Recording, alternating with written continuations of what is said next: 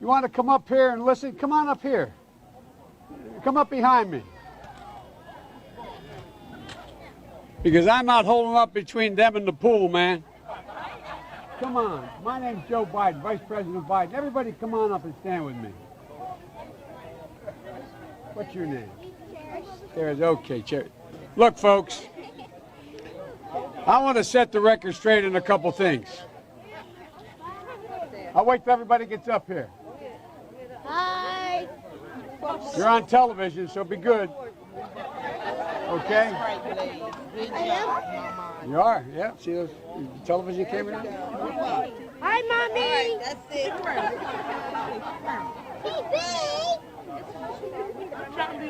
All right.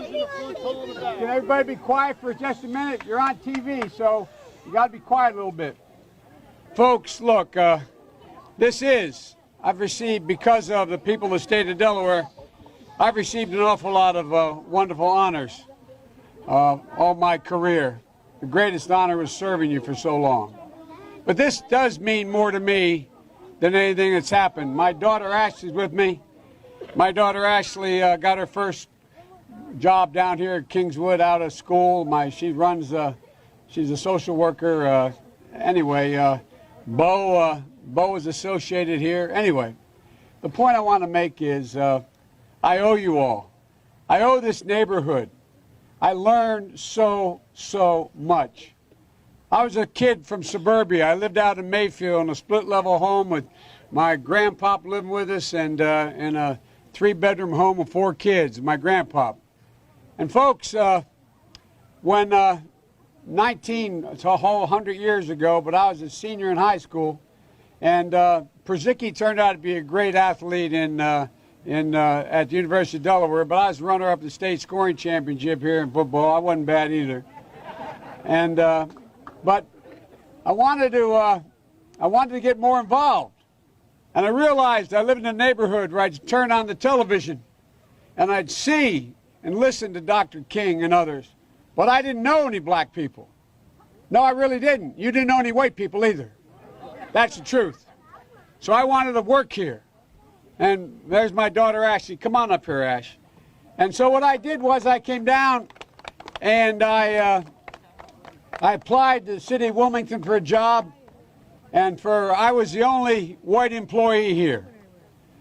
And I learned so much. I learned so much. I learned that folks that I work with, like Spencer Henry and Lafayette Jackson and a whole range of people, Jamie Rolls, a lot of great people who were my fellow lifeguards. There were 13 of us. I learned that they treated me. They treated me as an equal. We used to go in what was not as modern as that. We used to go in the key room at lunchtime after a free swim and sit on the floor because it was nice and cool. And remember Boom Boom Cannon and a few other guys that worked here as well. And we'd sit there and we'd talk, and they'd ask me questions because I really was the only white guy they really knew. And they'd ask me questions about everything, I mean, things that just startled me. I remember one time, I won't mention which lifeguard, said, "Do I have a jerry can, a 5-gallon can for gasoline?"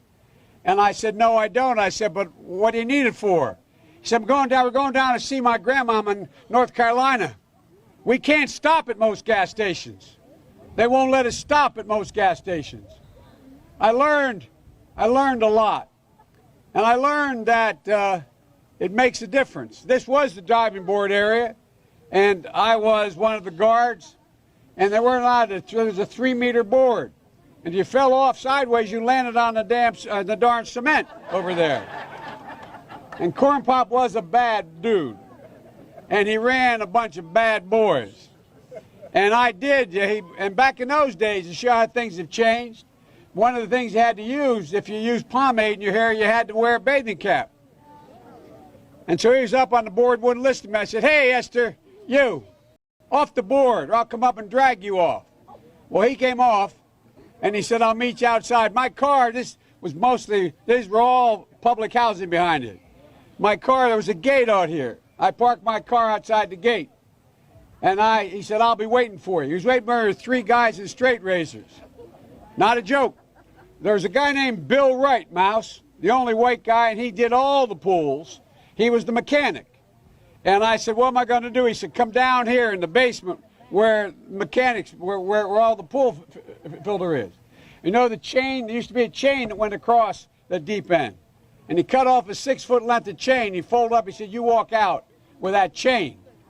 And you walk to the car and say, you may cut me, man, but I'm going to wrap this chain around your head. I said, you kidding me? He said, no, if you don't come back. And he was right. So I walked out with the chain. And I walked up to my car.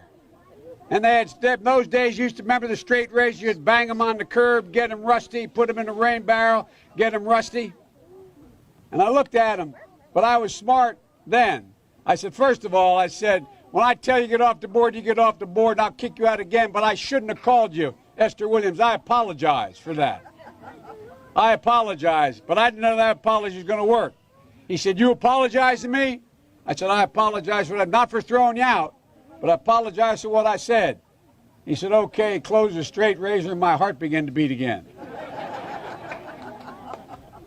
I came down here because I remember the first bumper sticker I saw that made me aware when I was in law school. Proudly for Holloway.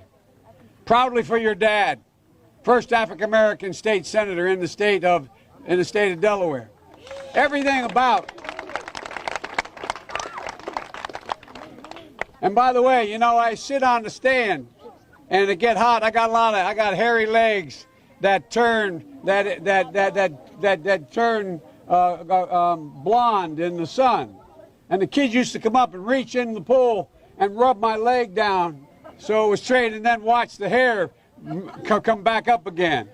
They'd look at it. So I learned about roaches. I learned about kids jumping on my lap. And I've loved kids jumping on my lap. And I tell you what, the men, they're now all men, the guys I work with down here, and they're all guys at the time.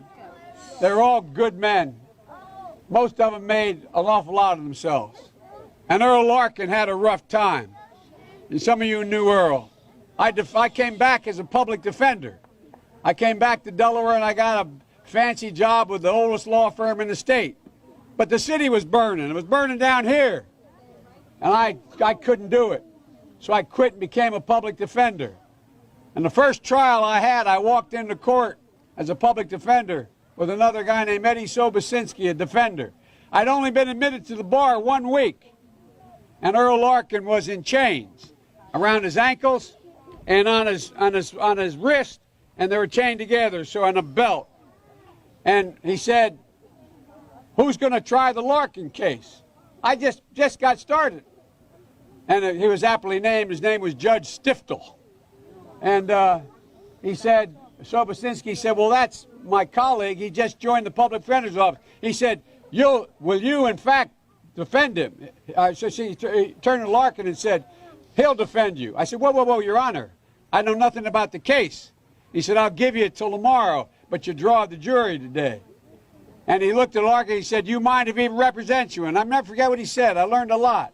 He said, and I mean it sincerely. He looked at me and he said, one hunky's just as bad as any other. I'll take whoever you send me.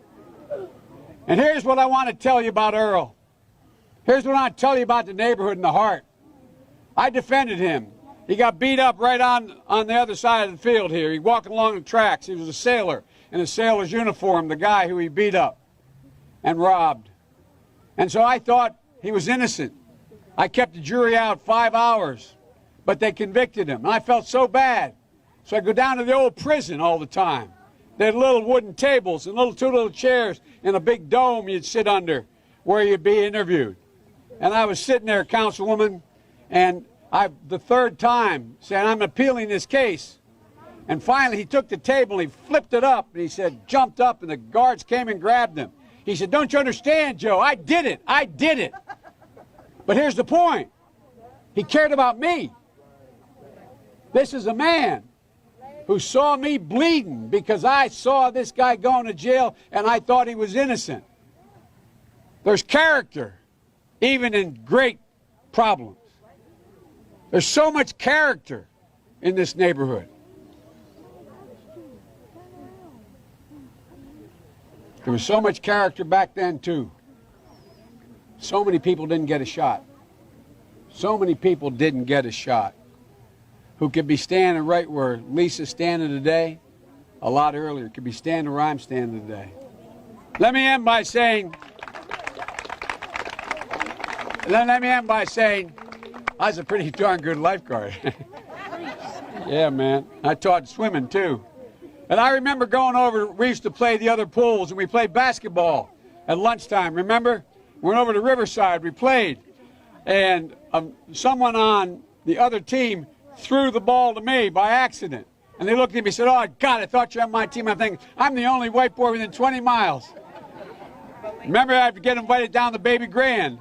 I walk in and say, "Who's this guy?" And they say, "He's ours. He's ours." You've always had my back.